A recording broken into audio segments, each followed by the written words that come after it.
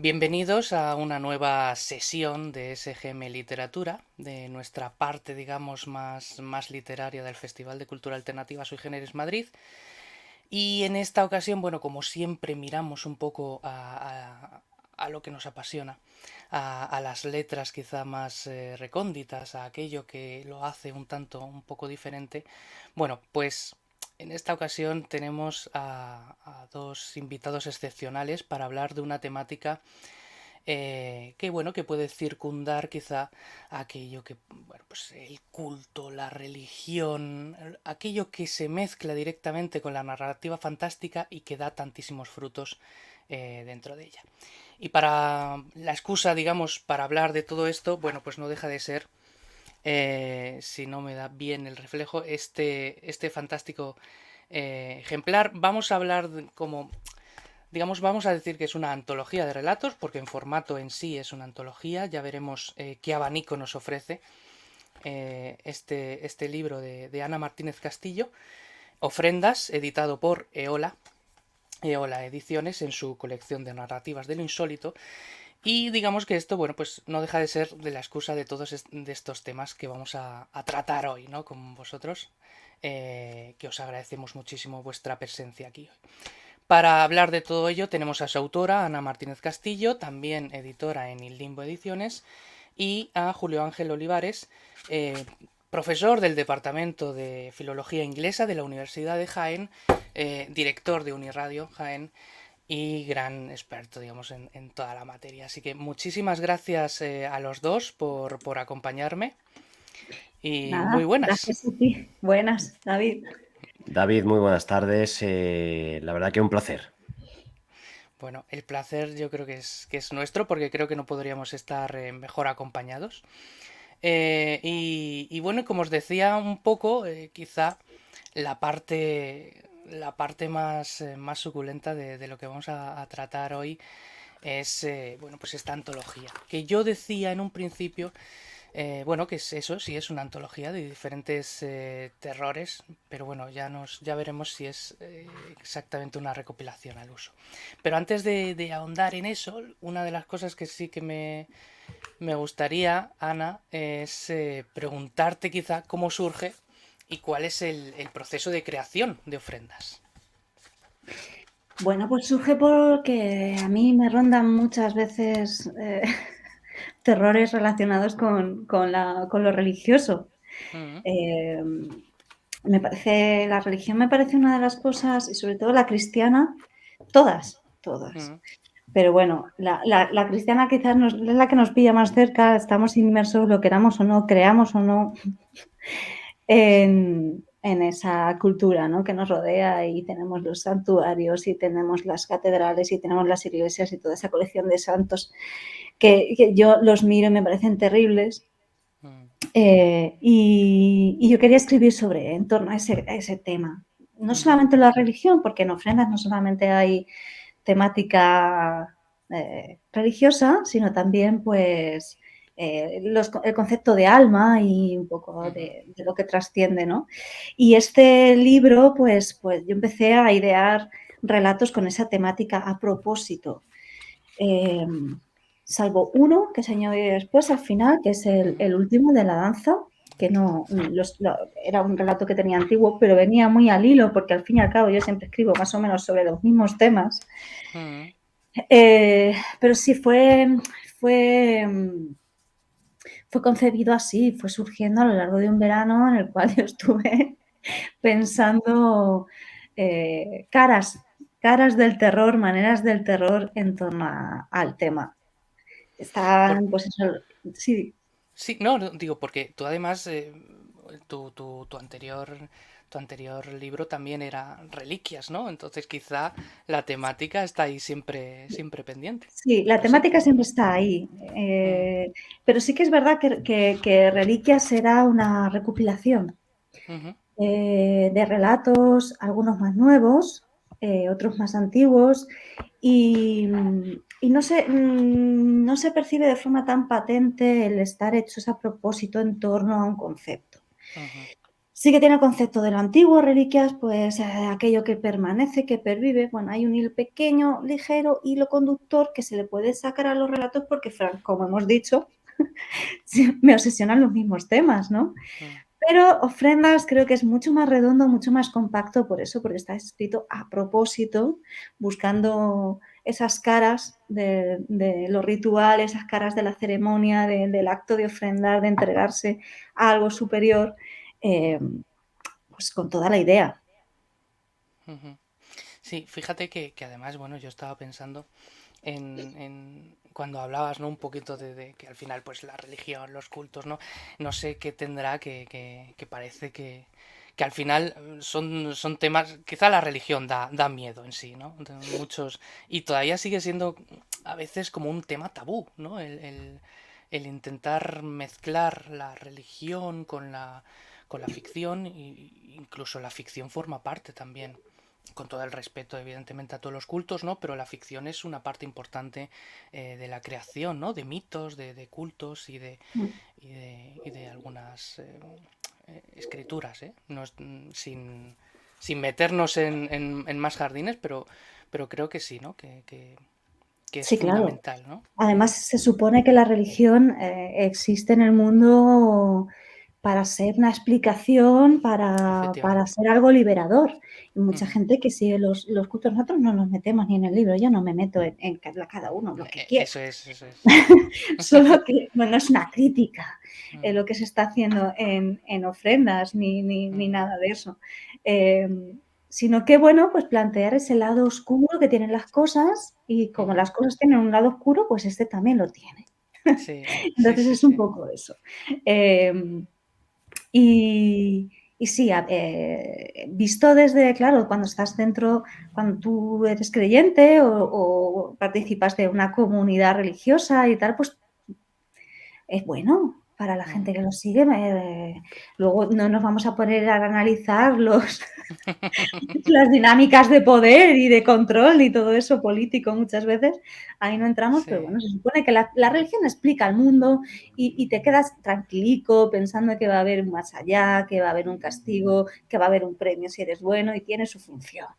Eso Pero es. también tiene su parte del lado oscuro Mm, cuando aquello que te tiene que cuidar o cuando aquello que te tiene que venir bien, mm. dejarte tranquilico, pues no te deja tranquilico y se transfigura en otra cosa, ¿no? Es ver esa parte oscura del tema.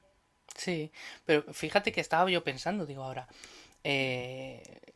la mezcla, digamos, de lo fantástico con la religión parece que ahora quizá no sé si tiene más tirón ahora que antes, ¿no? Ahora que, por ejemplo, venimos del éxito que se puede entender por ejemplo, de la serie, esta última serie de Netflix de Misa de Medianoche, ¿no? Que tiene esa mezcla, ¿no? De ambas cosas.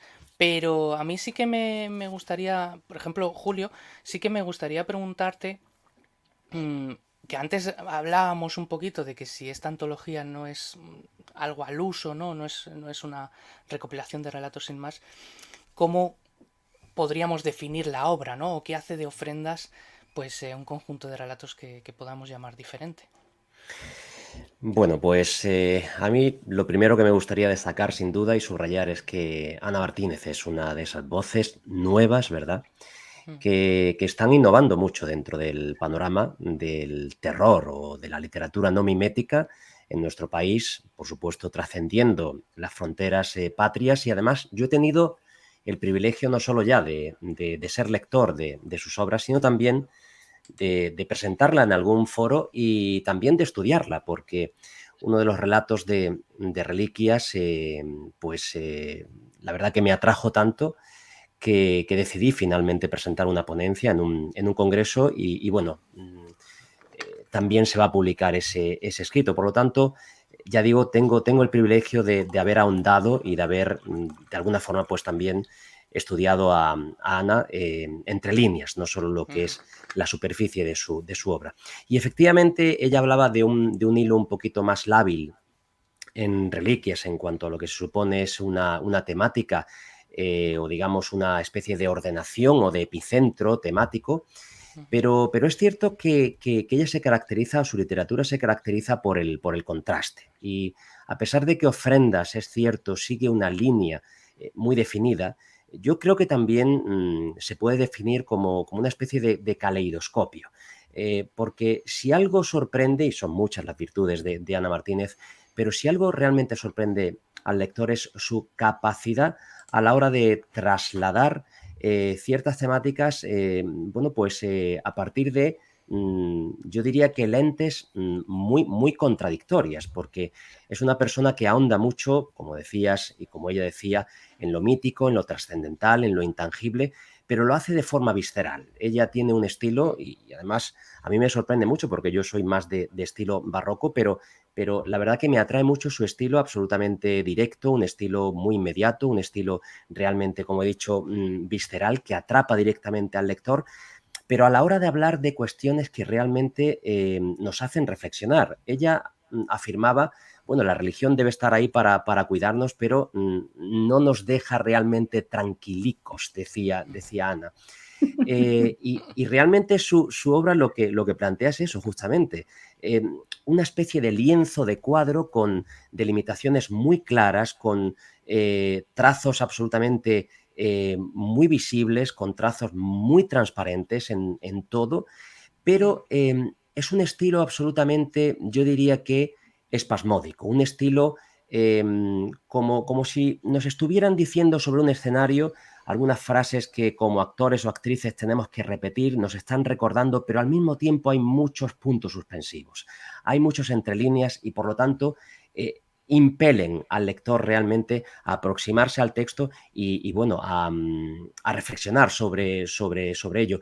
Y me gustaría subrayar también otra de las grandes capacidades que tiene Ana, y es que sabe, porque además ella es una poeta magnífica, sabe hibridar perfectamente no solo ya lo que son las cuestiones de lo visible, de lo invisible, o por ejemplo de lo simple y de lo realmente reflexivo, de lo realmente filosófico, también sabe recurrir a lo que es el género de la poesía y realmente hay un corazón muy poético dentro de sus obras narrativas. Me refiero, por ejemplo, a la herramienta recurrente de la repetición. Ella utiliza el esquema del estribillo, también las voces, es muy polifónica, recurre no solo a lo que es la focalización del narrador, sino también a otras voces que se escuchan, digamos, en un segundo, tercer y cuarto plano, y por lo tanto crea ahí una especie de maraña de voces que nos reclaman, que realmente nos hablan y que en cierto modo también nos torturan, porque la repetición, por ejemplo, es una clara herramienta, digo, es una clara estrategia de algo obsesivo, algo que realmente, bueno, pues dentro de ese paraguas conceptual que puede ser efectivamente la devoción, bueno, la aparición de personajes timoratos, no olvidemos que la religión dentro del género de lo fantástico y del terror alude no solo a esas deidades primigenias, sino también a la actitud que tienen las personas a la hora de temer a aquello que trasciende, a aquello que es lo ominoso, pues ya digo, incluye cuestiones que están muy relacionadas con lo que es la esclavitud para con una especie de orden supremo y también, bueno, pues ese sufrimiento constante que en definitiva también plantea, y yo así lo veo, una narrativa en la que hay mucho de existencialismo. Ujú. Sí, fíjate, ahora estamos hablando de la repetición en el lenguaje que usa Ana. Y estaba rememorando, ¿no? Un poco los relatos, cómo muchas veces hace hincapié, ¿no? En ese punto al final del mismo, ¿no? Pues estaba recordando, por ejemplo, el de 5 o, o incluso el de Huecos, ¿no? Por ejemplo, que es el primer relato que abre la antología. Simplemente eh, esa voz que es el dios de los huecos, no vamos a desvelar mucho, ¿no? Pero que es, además me parece un personaje fascinante, ¿no? Y cómo además esa repetición como que lo hace más solemne, ¿no? Soy el dios de los huecos, huecos, ¿no? Y va repitiendo. Y fíjate, claro, que ahora que lo estabas diciendo, me venía todo esto a la mente y es totalmente cierto, ¿no? Como cómo usa el lenguaje de una forma fresca, ¿no? Y cómo le da también una estructura, ¿no? Con esas frases cortas que se repiten o que se van incluso cortando, ¿no? En diferentes términos. Pero si me lo permitís incluso, Mm, y bueno, aquí voy a ser un poquito, no sé, me voy a lanzar, ¿verdad? mm, Teorizando, tenemos al autor aquí, tenemos también bueno, tenemos a ti, que también eres experto en la materia. Fíjate que tú acabas de aludir, por ejemplo, a ese dios de los huecos, ¿verdad? mm, Tenemos a la madre larva. ujú, Es un lenguaje realmente muy directo, como he dicho, porque uno puede inferir perfectamente el dios de los huecos. Uno de los conceptos muy claros que hay en la literatura de Ana Martínez es precisamente la carencia, la incertidumbre. Cuando realmente se nos arranca la tranquilidad, se nos arranca el equilibrio, se nos arranca la armonía de lo cotidiano, la madre larva también nos advierte acerca de algo que es una constante absolutamente en Ana Martínez, que es la podredumbre, lo que es lo abyecto, lo que es el asco. El asco está constantemente presente dentro de su literatura. Y por lo tanto digo, hay una serie de elementales muy claros. Ana es absolutamente sincera y honesta a la hora de matizar y de etiquetar y de marcar los parámetros de su narrativa, pero va dejando ese eco a través de la propia repetición y a través de, bueno, pues palabras que aunque desvelan, como he dicho, van dejando también ahí, pues esos huecos que hay que, nunca mejor dicho, que hay que rellenar, esa ujú. incertidumbre que se va creando, ¿no? Y que crea también además una constante intranquilidad a la hora de leer. Una constante intranquilidad que además supone una especie de identificación vicaria con respecto a los propios personajes, porque no olvidemos Mm, que estamos hablando de una literatura en la que se nos representan, bueno, pues referentes rayanos en la locura, muchos de ellos también más que locos, pero no dejan de ser, ni muchísimo menos, reflejo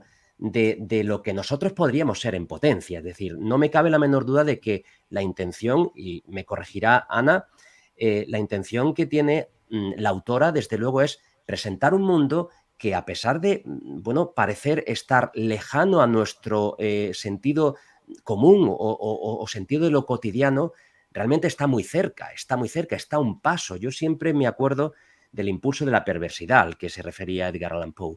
Y mm. creo que Ana está retratando realmente lo que en esencia es el ser humano cuando se le quitan esas, digamos, podríamos decir, esos disfraces que supone lo civilizado o incluso las cortapisas de la propia religión, que Mm. además nos lleva también a la propia locura, como ella ha Sí, matizado.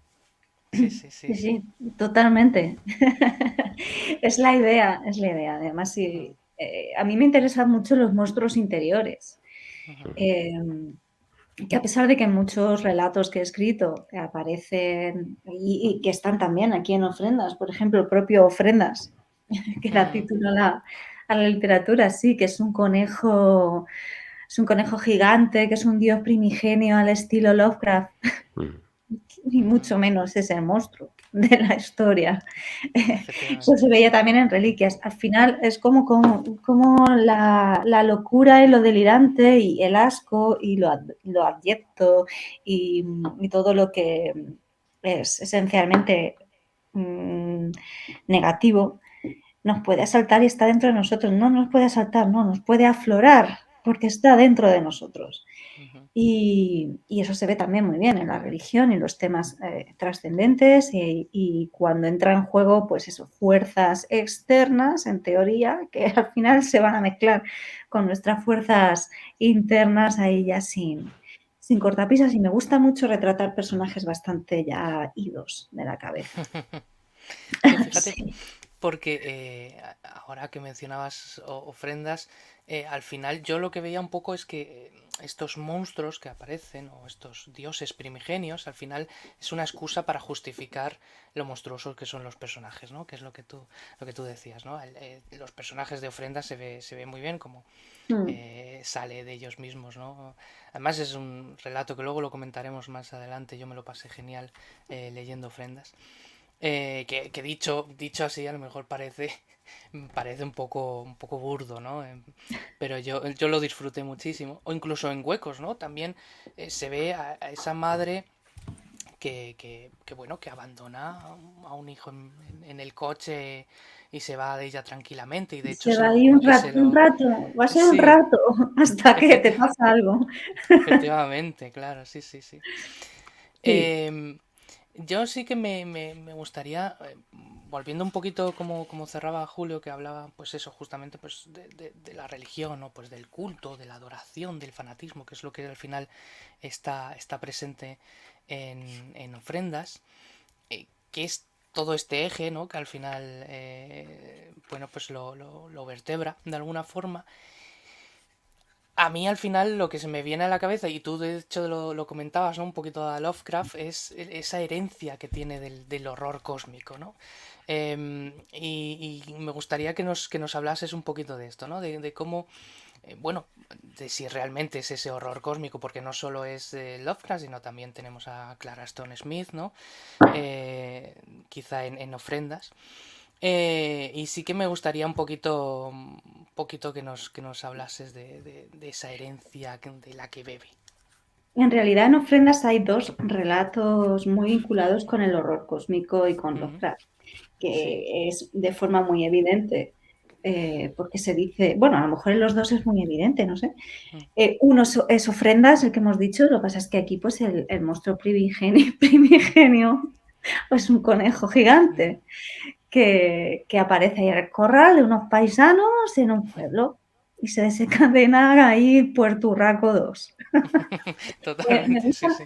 me gusta mucho llevar todo esto, que son temas como muy graves y primigenios, las reliquias, las ofrendas, los dioses, en sitios que son españoles y que además son castizos. ¿Sabes? Que me parece que genera una sensación muy oscura, además. Y luego el otro relato también es Llena eres de gracia, que tiene mucho del color que vino del cielo Ujú. también. Me gusta el universo Lovecraft, no es mi autor de culto ni de referencia precisamente, lo leí hace mucho tiempo. Ujú. Eh, Se me ha quedado un poco ingenuo ya, o sea, hemos pasado a otro nivel, pero sí que deja las lecturas, cosas como lo que hacía Lovecraft, que creo que marcaron un antes y un después en la literatura, terminan dejando pozo y luego afloran en el momento más insospechado y es un poco lo que pasó con estos dos relatos. Ofrendas lo podemos catalogar de agro-horror cósmico Ujú. tranquilamente. Y el otro, bueno, es más sutil, también está ambientado en la España profunda. La España profunda cuando se une con lo religioso da mucho miedo, Sí, ahí sí, sí que sí. afloran terrores. Ujú. Y, y sí, bueno, pues es un referente. Yo en mis relatos también se ve en el anterior, en este, me gusta Ujú. hacer mucha intertextualidad y muchas conexiones con cosas que están pues con hitos de la literatura. Porque, bueno, pues no es una manera de recrearlos, de recuperar, de estar ahí dentro de una tradición. Ujú. ¿Vale? También lo hago mucho con Bradbury, sin ser lo mismo ni mucho menos, porque no se parecen en nada, ¿no? Pero está ese pozo, porque al fin y al cabo es nuestra tradición de lo insólito y claro, se debe de dejar ver y además es que aflora solo, yo tampoco en ofrendas sí, pero en llenas de eres de gracia no lo pensé conscientemente y luego dije, esto tiene reminiscencias de el color Ujú. que vino del cielo. Ujú. Bueno, yo creo que Ana acaba de apuntar a lo que es fundamental dentro de ofrendas. Estamos hablando de, digamos, culto, ¿verdad? Religión.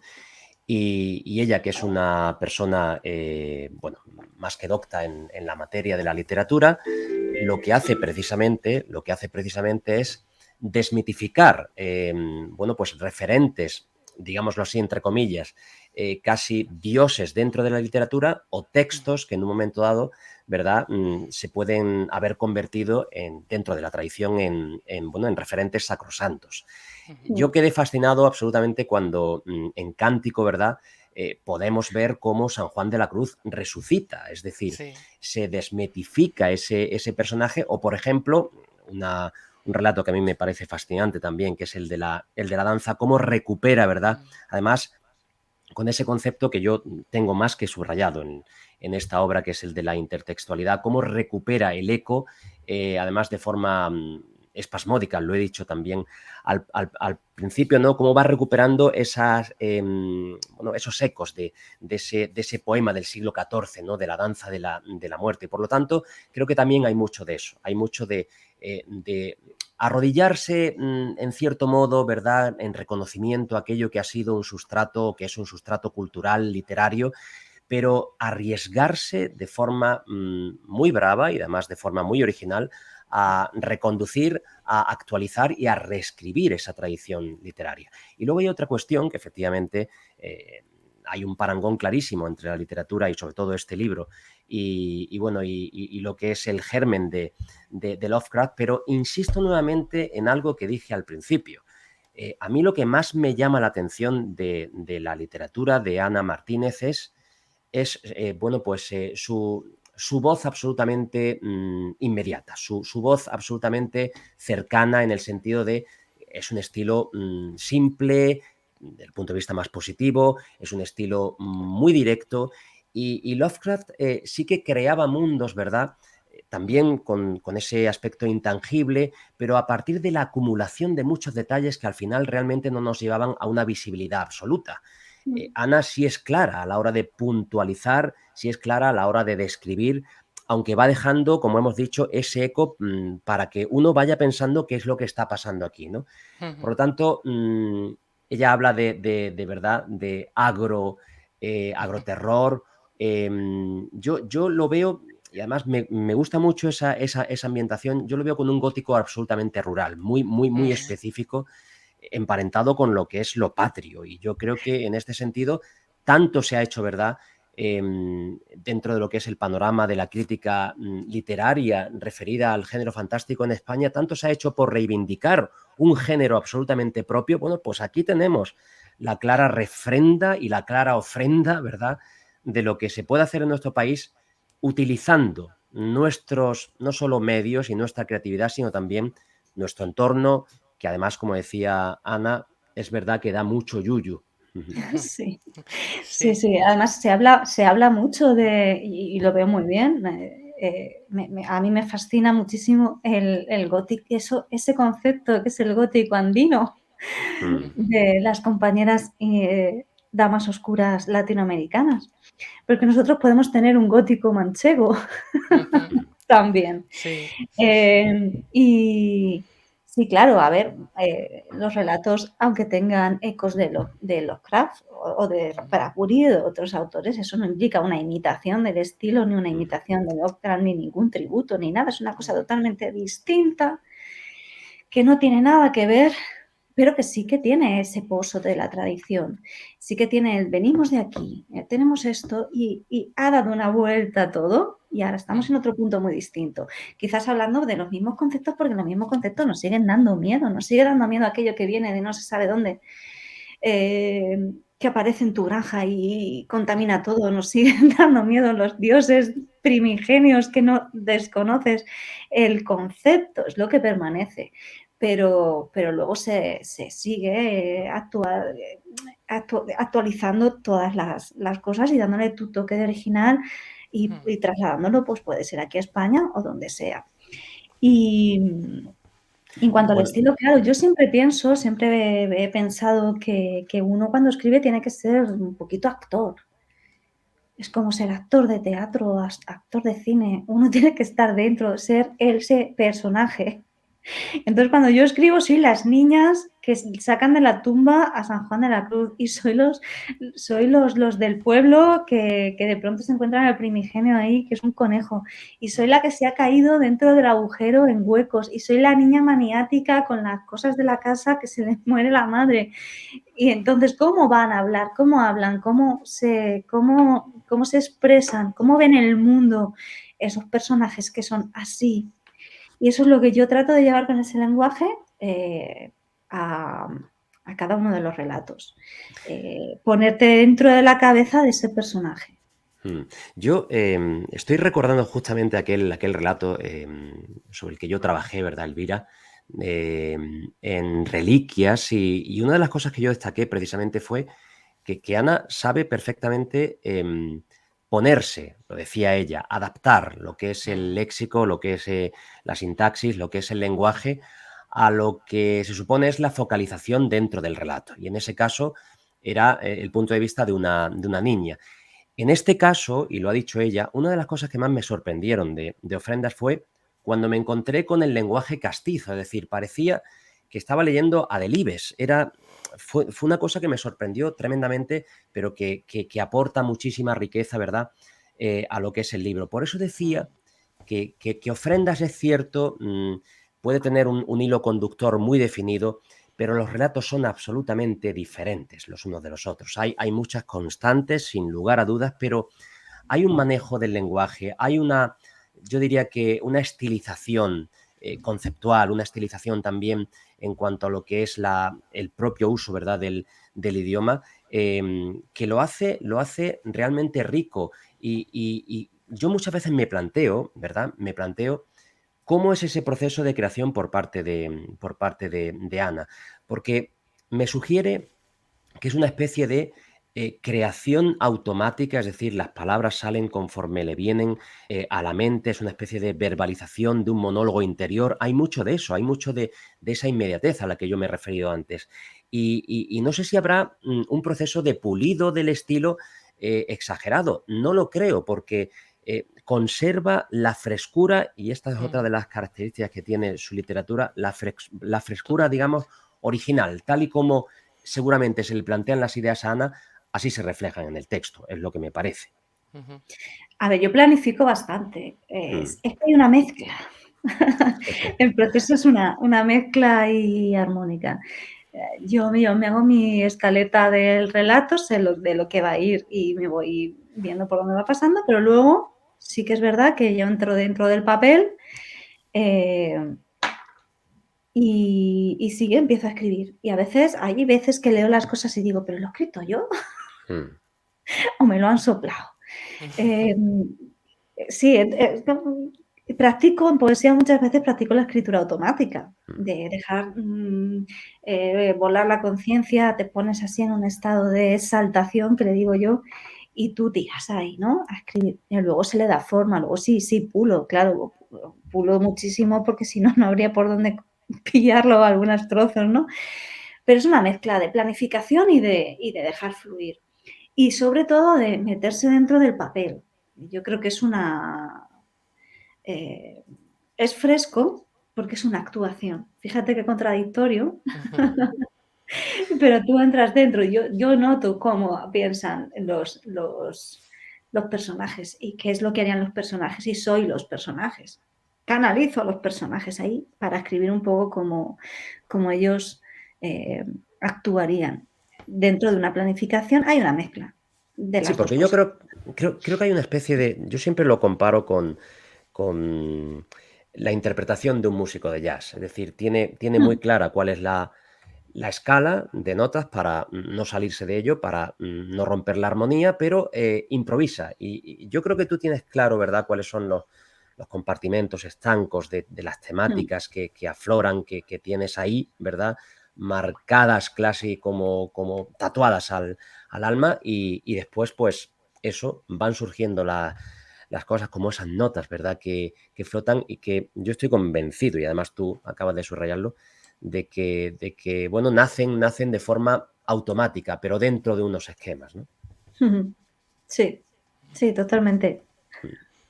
Fíjate que estabais hablando un poquito del lenguaje, ¿no? De la frescura y de cómo sale el lenguaje de los personajes prácticamente solo.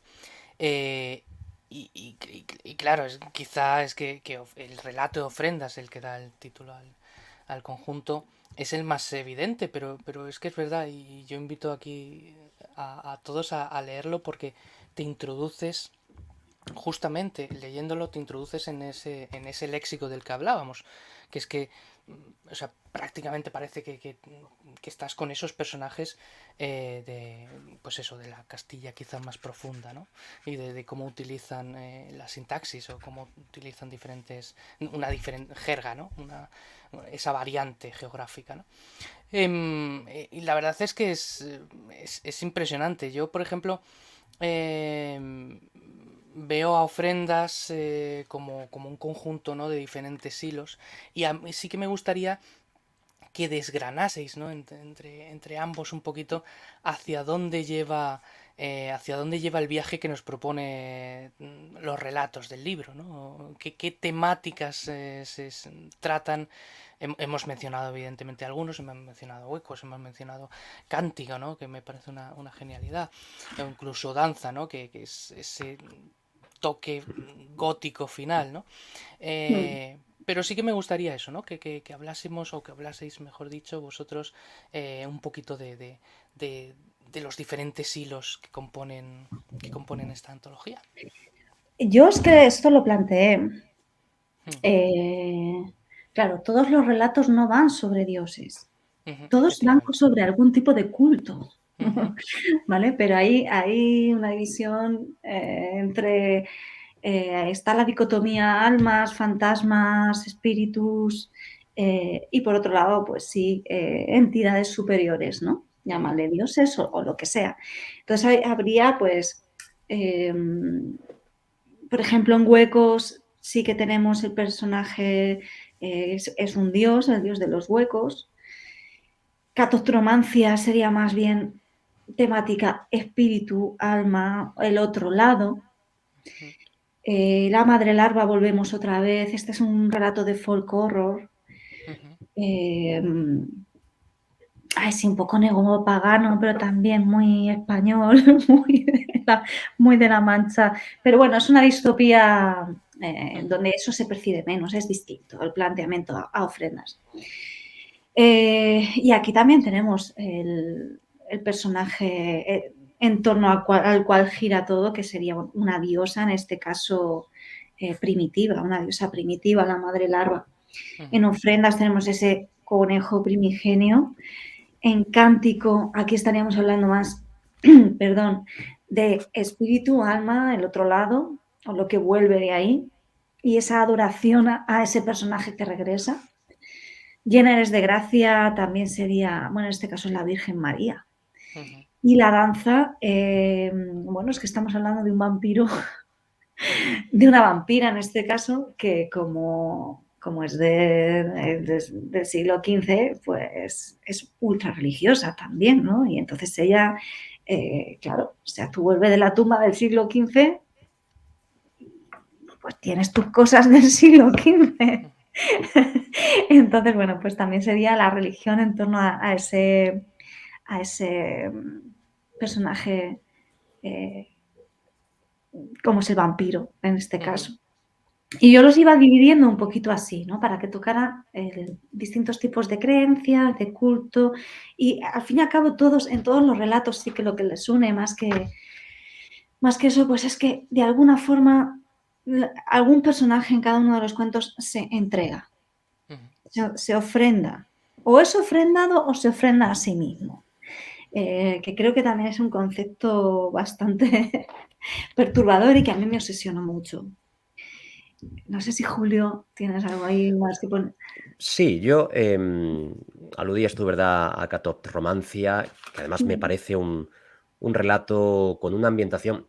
De nuevo se demuestra, ¿verdad?, esa maniobrabilidad que tiene la autora. Hemos hablado sobre lo castizo, hemos hablado sobre el costumbrismo Ujú, español, pero es que en este relato tenemos unas claves que evidentemente nos remiten a la literatura victoriana de fantasmas, ¿no? Sí, sí, sí. Ya es Y Inglaterra, ya no estamos en España. efectivamente, está muy bien ambientado y realmente las constantes no están impostadas. Se nota perfectamente el conocimiento y además uno entra de lleno y se sumerge en esa ambientación. Pero este relato para mí incluye el símbolo más importante de lo que creo ofrece ofrendas, dicho así, y es el espejo. Ujú, Además, de hecho, bueno, la foto de la autora, ¿verdad? También aparece mirándose a un ujú, espejo. A mí el espejo, para mí el espejo es el símbolo más claro de lo que es la esencia, el contenido de esta antología o de esta colección de relatos, porque es un espejo en el que nosotros nos miramos, lo he dicho, es importantísimo. El lector se reconoce, el lector bucea, hay una introspección muy clara cuando recibe el reflejo de ese espejo. Pero es un espejo también que se convierte en un cristal transparente y es en ese momento cuando nos permite ver más allá. Se hablaba de la danza, que a mí también me remitió a aquella mujer alta, ¿verdad?, de Pedro Antonio de Alarcón, y yo creo que es un referente muy claro el de lo totémico, es decir, aquello que permanece como una silueta, aquello que permanece como una figura apostada en el horizonte, como ese hombre de mimbre, ¿verdad? Esos dioses, como, bueno, pues el señor de las moscas, ¿verdad? Todo aquello que permanece ahí, que está ahí como vigilándonos, como controlándonos, aquello a lo que servimos, aquello ante lo que nos arrodillamos y que en definitiva supone en muchas ocasiones un reflejo de nuestra debilidad, en otras ocasiones también un reflejo de nuestro anhelo o ansiedad por convertirnos en dioses y esa dinámica. Pero sobre todo y ante todo, creo que es, pues eso, un paso al otro lado de lo que es lo cotidiano, pero permaneciendo con el otro pie dentro de nuestra realidad. Por eso hablaba del espejo y de lo transparente, ¿no? ujú. Sí, Mm. sí, además el símbolo del espejo es muy, muy potente, no solo el símbolo, Mm, sino el espejo en sí. Em, yo estaba también un poco pensando en la habilidad, en tu habilidad, Ana, para concretar, ¿no? Muchas veces hay mucho, bueno, danza quizá es el relato más breve, pero luego quizá el más largo, si acaso, será Madre Larva, pero luego los demás no son relatos extensos, ¿no? Y como en esa... A mí realmente me parece una de las cosas más complicadas, ¿no? Como muchas veces en lo breve está el saber ser conciso, ¿no? Y el saber coger los elementos justos para crear la tensión en muy poquita extensión, ¿no? Y yo creo que eso quizá es uno de los puntazos a favor de estos cuentos, ¿no? No sé si el resto de tus escritos siempre tienden, o sea, tú te sientes mucho más cómoda en esa narrativa breve o te gustaría, no sé, explorar quizás otros Yo, formatos. si la pregunta es si voy a escribir novela, la respuesta es no. Me niego a escribir novelas, no me interesa, no me gusta. O sea, me gusta leer novelas, Ujú, pero no creo yo que sea el objetivo vital de un escritor escribir una novela. ujú, Me gustan los relatos, y me gustan los relatos cortos y la extensión que manejo es un poco la que pide la historia. ujú, A lo mejor hay algunas ampliables, sí que me han dicho, pero de aquí puede salir algo más largo, sí, pero ujú, bueno, pero ya no sería lo mismo. A mí me gusta ese efecto de bofetada, ¡pa! ujú. Te la han Sí, sí, pegado sí. en toda la cara y no la has visto venir y te has quedado así como diciendo, incluso quedarte con ganas. Hay relatos, pues eso, que yo muchas veces dejo abiertos porque quiero que se queden así. Ujú, Creo que además el relato pues tiene un poder muy grande ujú, y es un género para nada menor y que hay que incentivar también y cultivar y hay cosas excelentes de una altura enorme en relato que se están haciendo ahora y que se han hecho en el pasado. ujú, Y en cuanto a los casos concretos, pues como os decía, sí hay algunos que son más cortos, otros son más largos, pero es que es lo que me pedía la historia.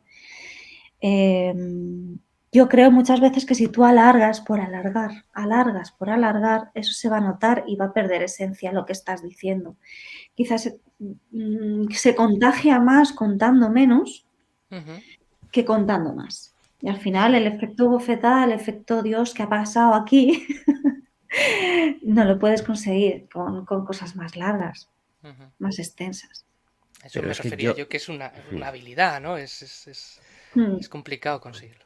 Y no solo una habilidad, es la esencia Ujú, de Ana, porque lo he dicho antes, Ana es, por encima de todo, es una poeta.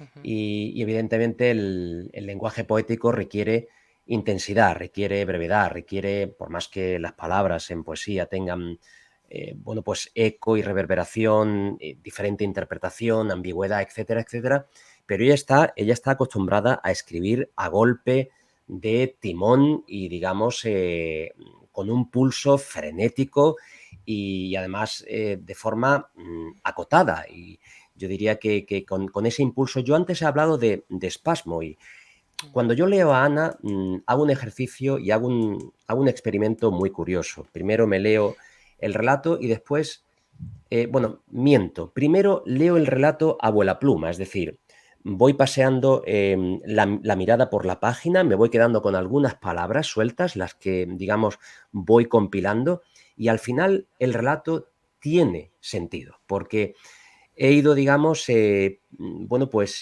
picando, digamos, de eso que se me ofrece en el plato literario y cuando llego al final encuentro el sentido. Luego vuelvo a leer el relato ya con todas las palabras y aporta esa mayor riqueza. Esto quiere decir claramente que la estructura, la columna vertebral está perfectamente concebida y que a golpe, ya digo, de vistazo se puede leer la literatura de Ana, pero es precisamente porque hay una especie de versificación temática y hay una progresión y una gradación muy bien concebida. De ahí que, como ella ha dicho, si es verdad que planifica, porque eso se nota claramente, para no salir, nunca mejor dicho también, lo he dicho antes, del plato literario, para no salirse de ese plato. Pero ante todo yo creo que esa brevedad, esa concisión, esa especie de urgencia, porque hay mucha urgencia dentro de lo que es su estilo, viene claramente de un corazón y de una proclividad poética. ujú. Mm. Sí, totalmente. Em, yo creo que quizá otro de los puntos, no sé, vosotros me comentaréis, ¿eh? Pero creo que otro de los puntos que a mí me fascinan de ofrendas, y que sin duda creo que es una maravilla, es cómo toma temáticas que ya estaban ahí, o sea, quizá temáticas, vamos a decir, clásicas dentro de la literatura de horror, ¿no? Y de la literatura fantástica, y las reinventa, ¿no? Entonces, yo, por ejemplo, pues veo, ¿no? Pues, por ejemplo, quizá en Huecos, pues casa abandonada, ¿no? Esa casa encantada, podríamos decir, o lo posapocalíptico, distópico, en Madre Larva, o los espíritus vengativos, no sé si espíritus vengativos, o incluso, bueno, la figura del vampiro, ¿no? Sin ir más lejos, ¿no? Entonces, esa reinvención que hace Sana, creo que es bueno, pues la guinda, ¿no? Del pastel que es ofrendas. No sé cómo lo veis, esta reinvención de temas, o si está ahí presente, si es algo fundamental. Sí, yo pienso que ya está escrito todo, o Ujú, prácticamente. A ujú, veces ya paso mucho tiempo pensando en temas que no estén por ahí, pero prácticamente todos están. ujú, No así los enfoques, y no así los argumentos, y no así otro tipo de cosas, ¿no? Pero lo que es la semilla sobre lo que se escribe está ya. Y además son cosas que funcionan porque a todos nos siguen dando mucho miedo las casas ujú. en ruinas y las casas encantadas, y todos hemos soñado, todos los que nos gusta todo esto, vamos, yo mataba ahora mismo porque alguien me pagara un viaje y una estancia de 3 noches en Hill House, yo iba, aunque tuviera que salir de allí loca, pero bueno, Ya, iba. Y a todos nos gusta, la figura del vampiro nos sigue fascinando, el folk horror, todas las temáticas están todavía vivas. ujú, Lo clásico del terror vive, ujú. sigue estando. Entonces, ¿por qué? Pues porque, ¿por qué no hablas otra vez de la casa encantada de otra manera diferente? O Claro. intentándolo. ¿Por qué no cogerle el primigenio a Lovecraft y darle tu vuelta manchega a esa, y haciendo una cosa totalmente nueva? Es que aquello que nos da miedo está ahí, es multiforme. Va Ujú, mutando, pasan las épocas, pasan los años, viene otra gente y siempre se va a hablar de Casa Encantada, siempre se va a hablar de vampiro y siempre se va a hablar de espíritus y fantasmas. ujú. está en nuestra cultura muy arraigadamente y nos sigue causando deleite estético. Lo siniestro está ahí. Las maneras en la cual lo real se transfigura en otra cosa, la forma en que lo real se subvierte, siguen siendo los mismos mecanismos que dijo Freud en su momento, hablando de lo siniestro. Siguen siendo los mismos. Ahora, tu labor es ver tú cómo manejas eso ahora, en el siglo XXI, con tu estilo, con la forma de leer ahora, la forma de escribir ahora. No hay que imitar, sino perpetuar tradiciones. Es lo que a mí me gusta explorar eso también.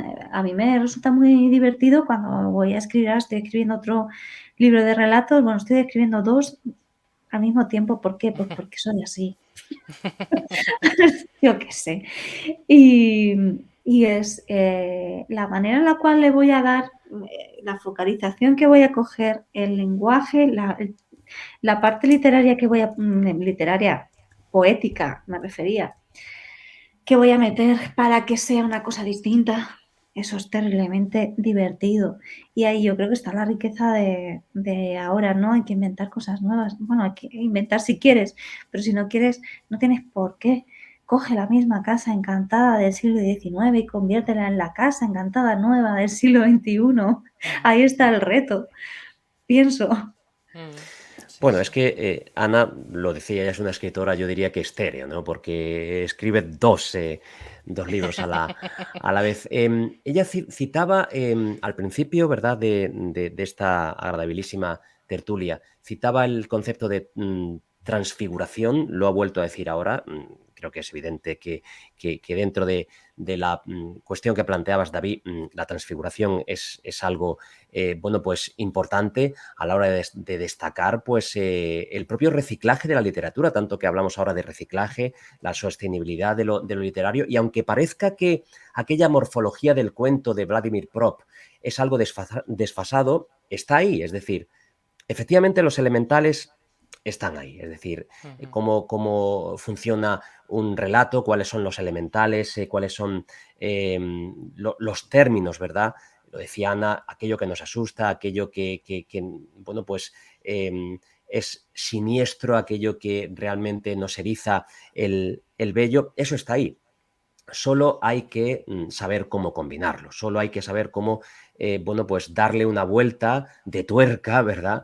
Para que aquello funcione de forma innovadora, aunque realmente se reconozca que los elementales son familiares, pero de alguna forma esa vuelta de tuerca pues le da un giro desfamiliarizado. Todos comprendemos y todos sabemos que, por ejemplo, la parodia no funcionaría si no entendiésemos cuál es el elemental original, es decir, cuál es el hipotexto, cuál es el texto referente a partir del cual se hace esa transcripción o se hace esa transfiguración o se hace esa reescritura. Por lo tanto, si somos conscientes de cuál es el motivo original o cuáles son los elementales originales que dan miedo, lo único que tenemos que hacer, y es una cosa evidentemente muy difícil, es revisitarlo y de alguna forma invocarlo de otra forma.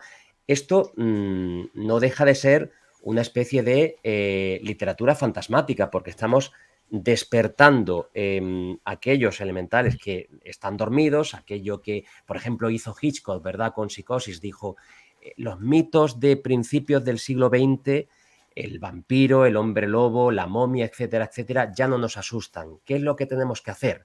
Pues vamos a hablar de casas encantadas, pero trayendo todo a lo más cercano. Es decir, el vecino o la persona que conocemos, que es muy tímida, puede ser realmente un psicópata. Hay que darle, ¿verdad?, ese nuevo giro para que esté en sintonía con los terrores del presente. Y es justamente lo que, por ejemplo, se ha hecho en la literatura de terror y en el cine de terror a partir de los atentados del 11S.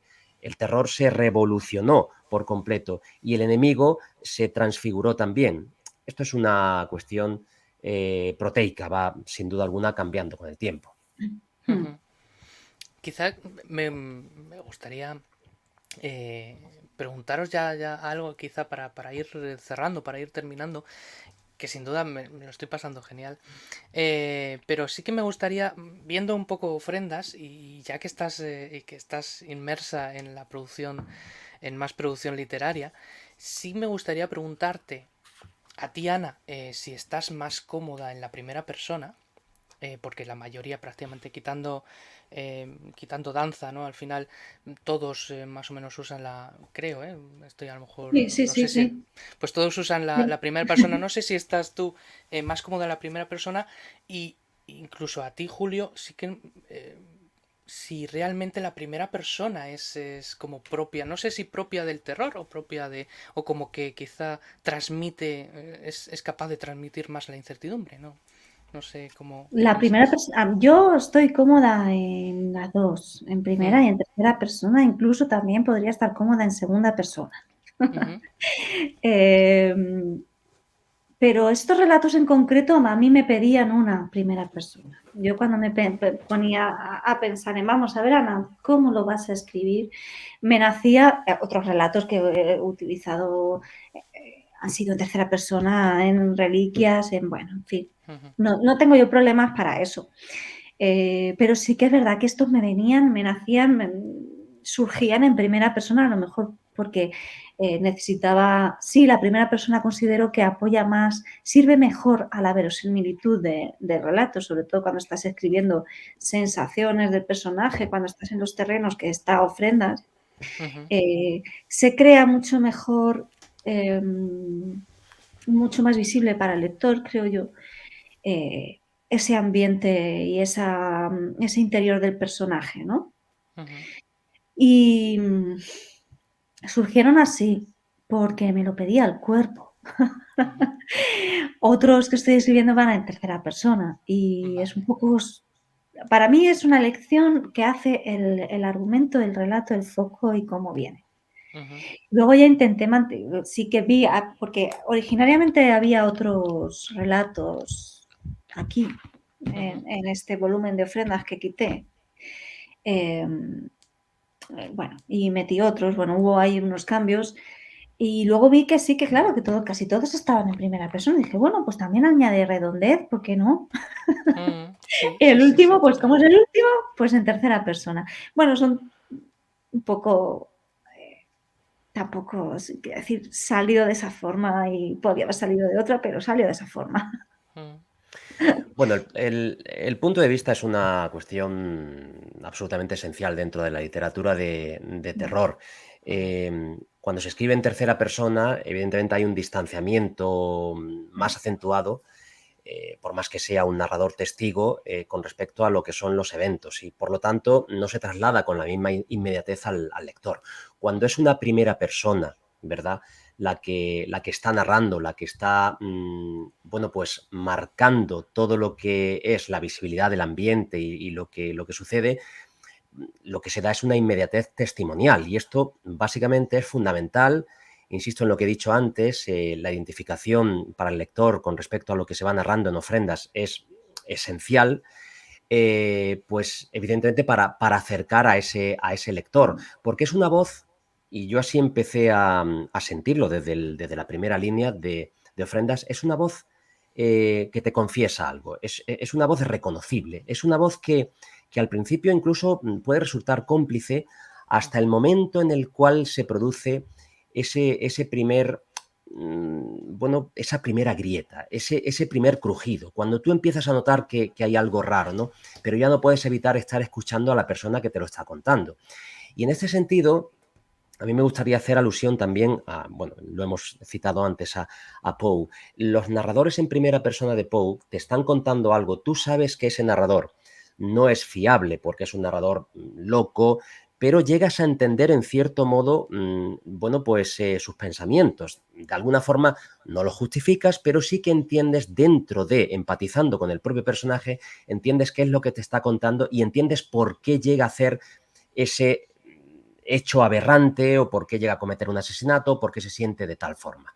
Yo creo que en ofrendas también tenemos mucho de esto. Es decir, por eso he dicho antes que llegamos a ponernos a la altura del personaje, llegamos a entenderlo y llegamos incluso a conectar hasta el punto de decir, bueno, yo en potencia, si se diera esta circunstancia, a lo mejor podría actuar así, o incluso dentro de mi vida, si extrapolo esta devoción extrema o este fanatismo que este personaje tiene por comer carne humana o por tener demasiada devoción por un dios, esto es lo que a lo mejor yo hago diariamente con mi móvil, o lo que hago diariamente con el fútbol, o lo que hago diariamente con algún exceso que tenga yo en mi vida. Y por lo tanto yo creo que la riqueza temática de este libro de ofrendas se traslada muchísimo mejor con ese relato en primera persona, con ese relato inmersivo que hace que el lector, por supuesto, esté más dentro.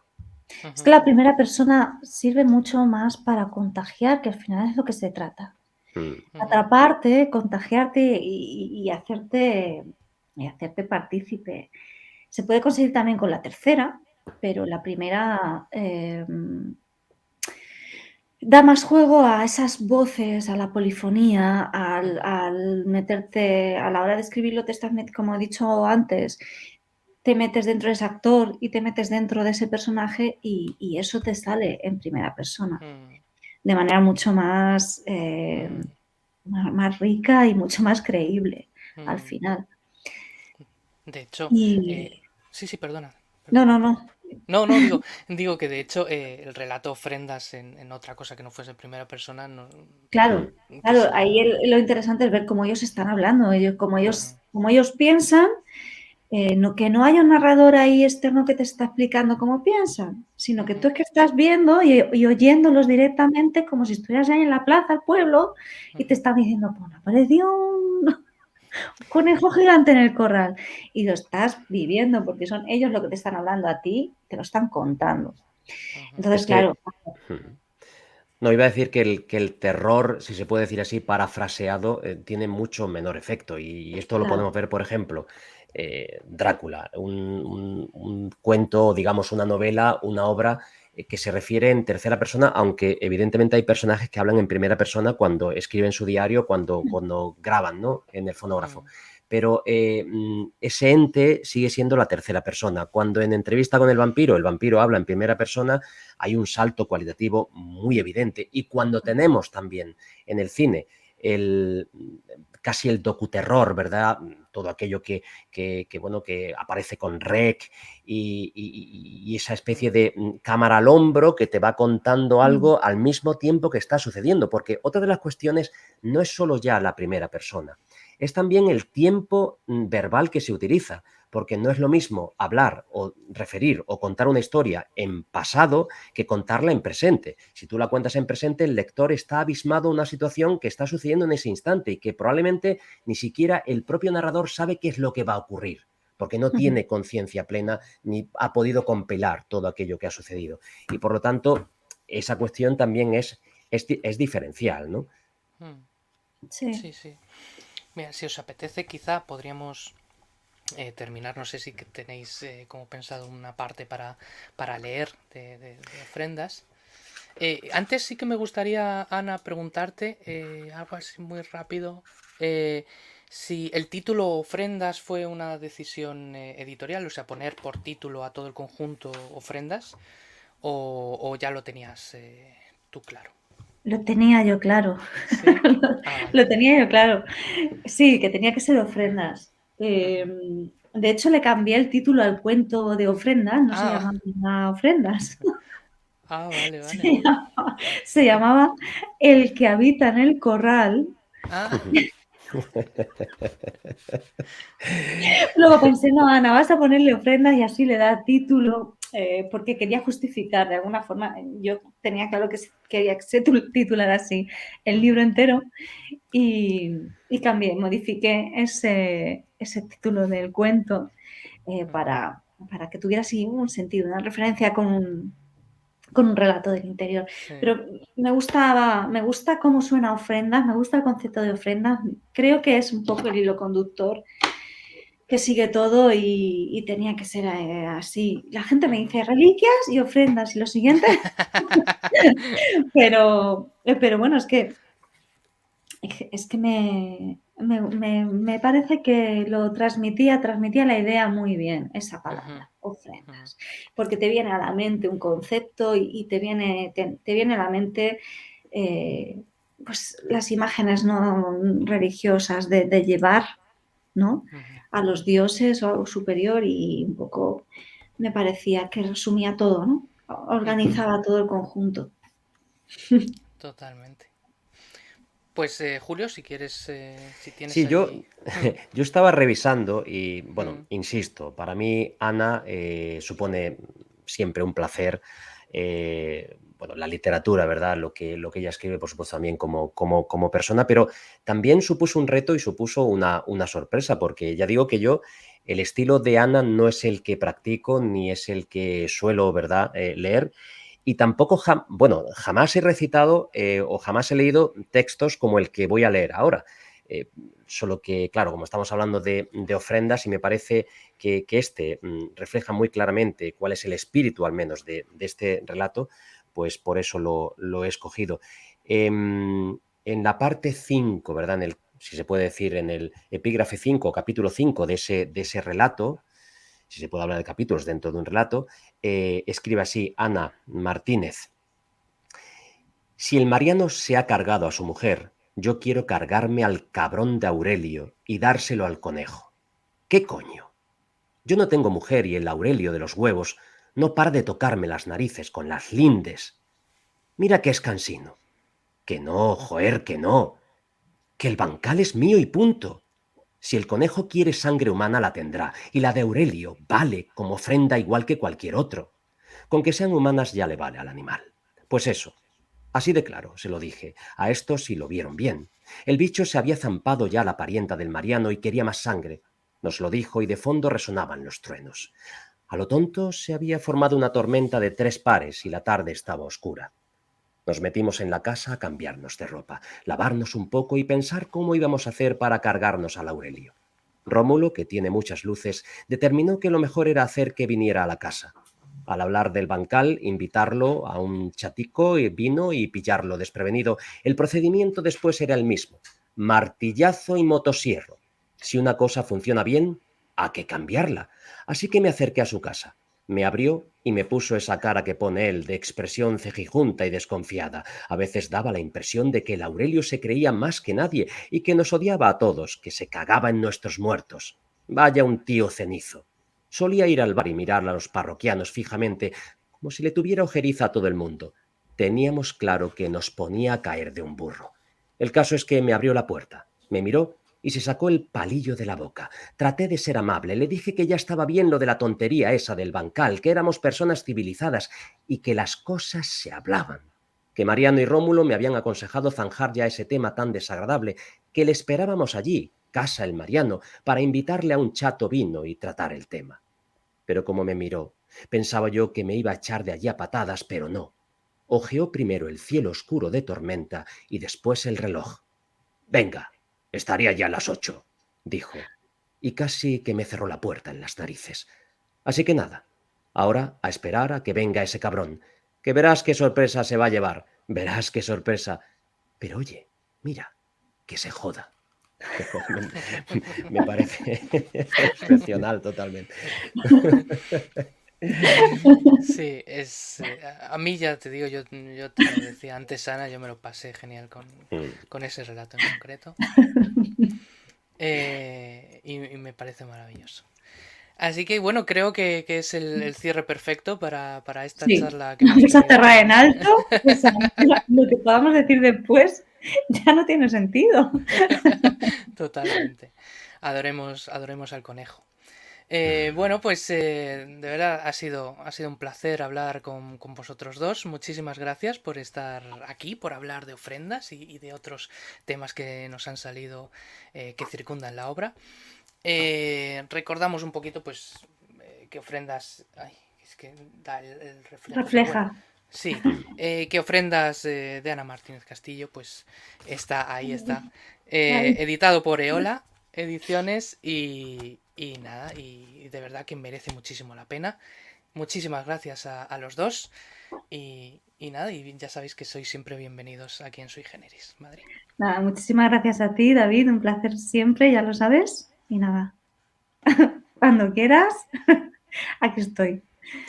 David, muchísimas gracias. Enhorabuena por la labor que estáis realizando y gracias, Ana. Siempre es un placer coincidir con ella. Como ella siempre dice, un placer celebrar la vida. Y hoy, desde luego, hemos celebrado la vida y la buena literatura. Pero recuerda que es, Julio, celebrar la vida en Jaén. Sí, cierto, cierto. Nos queda, es cierto. Bueno, pues muchísimas gracias a los dos y nos vemos. Venga, chao. Gracias, Venga, chao. hasta luego.